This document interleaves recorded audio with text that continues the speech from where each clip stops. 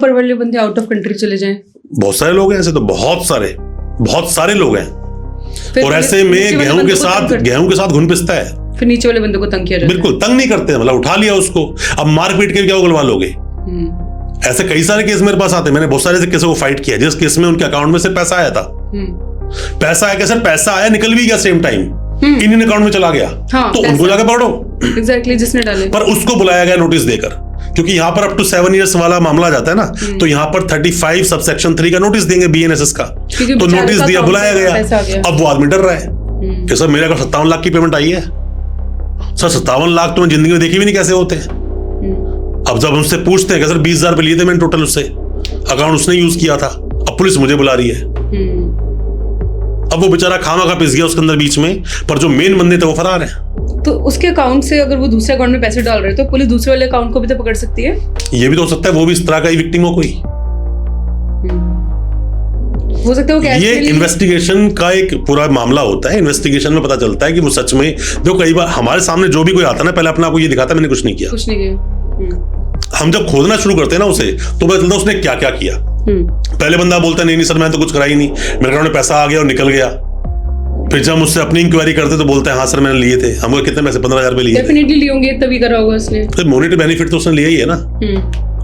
तो इन चीजों के लिए देखना पड़ता है कि आप देखो सेक्शंस बने हुए हैं, हर चीज में सेक्शन बना है। यहां पर भी 120B बना हुआ है। अच्छा, 120B IPC का सेक्शन है, उसी तरह से सेक्शन 61 जो कि सेक्शन हमारा BNS का बना हुआ है। इन दोनों की अपनी कोई सजा नहीं है।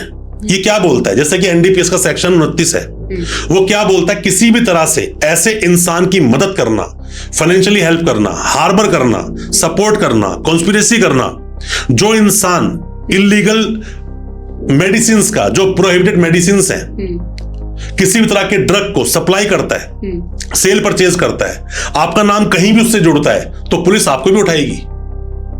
उसी तरह से यहां पर क्योंकि सपोर्ट तो की ना चीटिंग कराने के लिए, तो इसीलिए इसका नाम सेक्शन 61 में या फिर 120B में आ गया। तो वो बच नहीं पाएगा?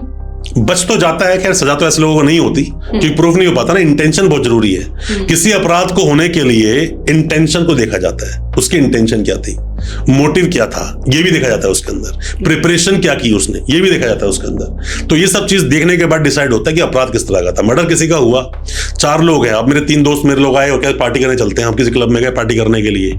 एक आदमी प्लान करके आया था आज वो बंदा मिलेगा तो मैं फायर कर दूंगा, मार दूंगा उसको जान से। दूसरा बंदा साथ में जिसने उसको वो पिस्टल दी थी, वो पिस्टल उसी की थी। एक आदमी साथ में आया था, उसने बताया कि वो आदमी कौन है, बस बताने आया और मुझे तो कुछ पता ही नहीं है। पर हम 4 साथ में है ना, तो सेक्शन 34 इसलिए लग जाएगा हमारे ऊपर। 4 रुपए। वो सोचते कॉमन इंटेंशन थी इन लोगों की। कॉमन इंटेंशन जी।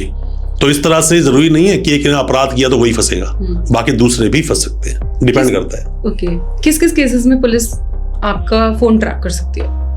देखिए फोन ट्रैक तो किसी भी केस में कर सकती है अगर मामला सीरियस है, हीनियस है। किसी भी केस में पुलिस अपने किसी भी बाय ऑल द मीन वो आपको ट्रैक कर सकते हैं। आपको अरेस्ट करने के लिए वो किसी भी सोर्स का इस्तेमाल कर सकते हैं, किसी भी सोर्स का। कितना एक्सट्रीम जा सकते हैं? बहुत, इसकी कोई लिमिट नहीं बोल सकते आप, डिपेंड करता है केस टू केस। मैं फिर बोल रहा हूं केस टू केस। अब एक नॉर्मल सा मामला है, क्या हुआ, चीटिंग कितने की हुई है, टोटल 20,000 रुपए की। अब बोलता है जी बंदा दुबई बैठा उसको पकड़ के लाना है, हालांकि बोल सकता है, परमिशन ले सकता है, 20,000 के लिए दुबई जाना तेरे को। बात ये 20,000 की नहीं है, बात ऑफेंस की है। आप चीटिंग कर रहे हो 1 रुपए की, चाहे 1 लाख करोड़ की, चीटिंग ही तो है। नहीं तो 1 लाख करोड़ की चीटिंग बड़ी है, 1 रुपए की कम है। वो आपको लगता है ना, वो ट्रायल चलेगा, सजा के टाइम डिसाइड होगा।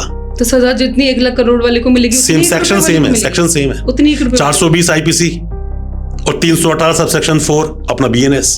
बात तो एक ही बोलता है, चीटिंग। अमाउंट डिसऑनेस्टली कोई भी चीज आप किससे ले रहे हो या फ्रॉडुलेंटली कोई भी चीज ले रहे हो, वो चीटिंग है। तो इससे अमाउंट से कोई मतलब नहीं है, डिपेंड करता है सामने वाले की इंटेंशन क्या थी। अब मैं आपके साथ में बैठा हूं इंटरव्यू भी, हम लोग आपस में बातचीत कर रहे हैं, मेरी इंटेंशन कुछ गलत हो तो इंटेंशन से क्राइम बनता है। All of the sudden action का रिएक्शन वो क्राइम में नहीं आता है।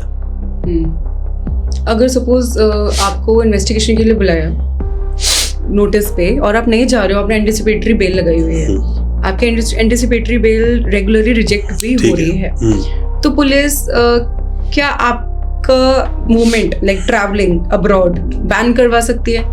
देखिए यहाँ पर ना एक प्रोसीडिंग शुरू होती है जिसको बोलते हैं एब्सकॉन्डर की प्रोसीडिंग 82 CRPC।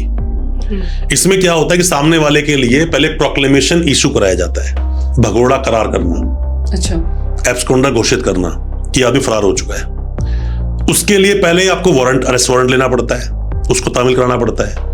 चस्पा होता है, घर पे जाके पोस्टर चिपका देती है, जाके पुलिस नोटिस टाइप पर चिपकाती है बाहर, अच्छा, कि भाई ये आदमी फरार है, इतने दिन में 30 डेज का टाइम होता है उसका, 30 डेज में आकर कोर्ट में आके पेश हो जाए, अरेस्ट फिर भी होगा। अगर उसने पैरेलली एंटीसिपेटरी बिल लगाई हो तो देखो पैरेलल लगा की वही बात अलग है। देखो ये दोनों अलग प्रोसीडिंग्स हैं।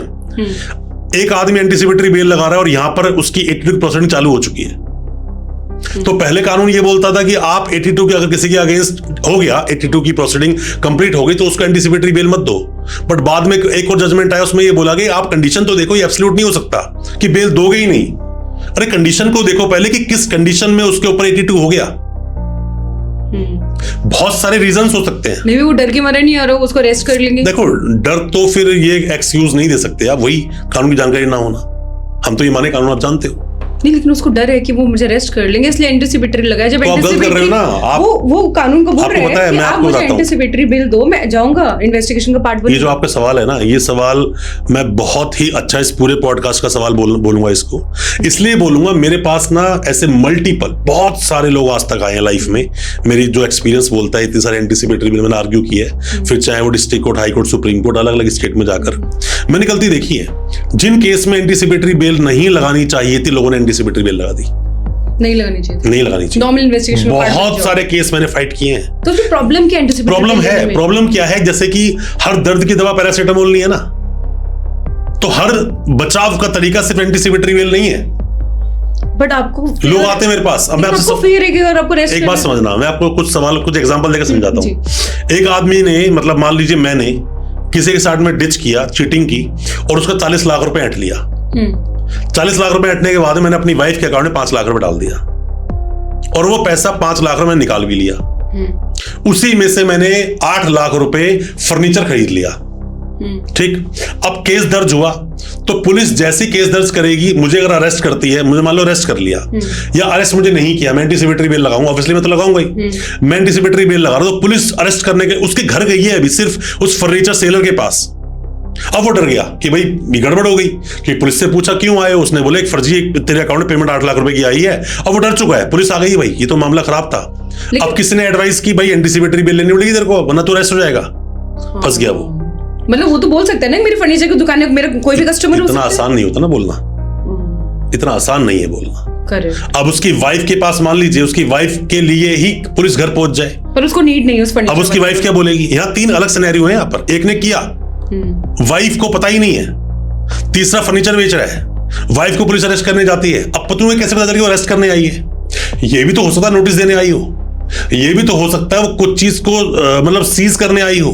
अब वाइफ भी गायब हो गई, और वाइफ ने लगाई एंटीसिपेटरी बेल, डिसमिस। गायब होने से और ज्यादा प्रॉब्लम नहीं, जैसे ही एंटीसिपेटरी बेल लगाई आपने, वो बेल डिसमिस हुई। डिसमिस होते ही एब्सोल्यूट पावर मिल गई पुलिस को अरेस्ट करने की। अभी नहीं कर सकती थी पुलिस अरेस्ट, अभी उसको नोटिस देती, आओ हमें बताओ ये पेमेंट क्यों आई। अभी पुलिस इसलिए आई थी, पुलिस अरेस्ट नहीं करने आई है उसको। अच्छा, मैंडेट प्रोविजन है, आप नोटिस दोगे। पर दोनों ने बेल लगा दी, दोनों की बेल डिसमिस हो गई। फिर अरेस्ट। और कहां तक डिसमिस? अभी अरेस्ट होंगे। कहां तक डिसमिस हुई? अभी अरेस्ट होंगे ना। हाँ। नहीं, मैं आपको एक वो बता रहा हूँ, एक मतलब एक बनाकर एक स्टोरी बता रहा हूँ मैं आपको। अब इनमें से क्या करना चाहिए किसी को? अब जाकर हाईकोर्ट जाए, हाईकोर्ट जाके अपने पूरे केस का सिस्टम बताए, क्या क्या मेरे साथ में हुआ। अगर फर्नीचर सेलर है तो दिखाए बिल के भाई ये बिलिंग्स है, उसने तो फर्नीचर खरीदा था, मेरा तो कोई केस से लेना देना है ही नहीं, मैं जानता हूं, मैं तो भाई सेल्समैन, मतलब अपनी कंपनी चला रहा हूं, मेरा काम ही फर्नीचर को बेचना है। तो वहां पर या तो मुझे 40 महीने का नोटिस दो, मैं जाके ज्वाइन करता हूं इन्वेस्टिगेशन, पर मेरा इससे संबंध क्या है? तो या तो आपको वहां पर इमीडिएटली आपको वहां पर नोटिस के लिए ऑर्डर कर दिया जाएगा कि इसको भाई पहले ज्वाइन करवाओ इन्वेस्टिगेशन। हाँ, मतलब अगर एंटीसिपेटरी बिल डिसमिस हो जाती है आपकी लोअर सेशन में, तो आपको क्या इन्वेस्टिगेशन जाना चाहिए? अरेस्ट कर लेगी पुलिस, अरेस्ट कर लेगी, कर लेगी, उसको पता चल गया कि अब तो कोर्ट का ऑर्डर ही चलेगा, तो पक्का कोर्ट से ही करना पड़ेगा। अब तो कोर्ट का ऑर्डर ही चलेगा। फर्नीचर वाले को क्वेश्चनिंग लगानी चाहिए कि मेरा क्या संबंध इस चीज से, क्वेश्चनिंग। हाँ, और जो लेडीज है उसको एक एप्लीकेशन लगानी चाहिए कि मुझे 40 महीने नोटिस दिया जाए। अच्छा, 41A के नोटिस पर अरेस्ट नहीं किया जा सकता? नोटिस देंगे, वो जाकर इन्वेस्टिगेशन ज्वाइन करेगी, ज्वाइन करने के बाद अरेस्ट करने की जरूरत क्या है, क्या रिकवरी करनी है, उसकी बेल हो जाएगी।